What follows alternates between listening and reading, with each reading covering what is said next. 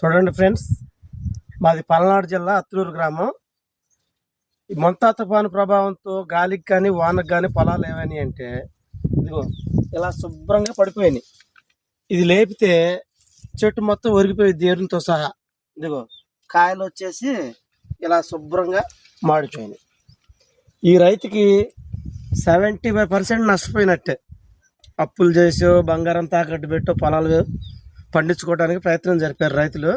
చివరికి ఈ తుఫాను ప్రభావంతో పూర్తి స్థాయిలో నష్టపోయే ప్రమాదం కొంచెం ఉంది. చూడండి ఫ్రెండ్స్, ఇలా పూర్తి స్థాయిలో మొక్కలన్నీ పడిపోయినాయి. ఇదిగో ఏరియా కదిలిపోతుంది శుభ్రంగా.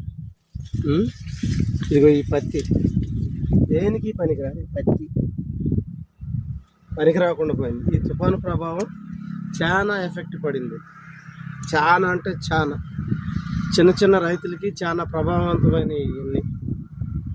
ఇప్పుడు ఇవన్నీ ఎలా రికవర్ చేసుకుంటారు? ఇంకా మిరప తోటలు ఉన్నాయి. ఒక్కసారి ఆ మిరప తోటలు చూడండి, వాటికి ఇంకా పెట్టుబడి ఎక్కువైద్ది. అవి కూడా తోటలన్నీ శుభ్రంగా పడిపోయినాయి. చూపిస్తాను. ఓకే.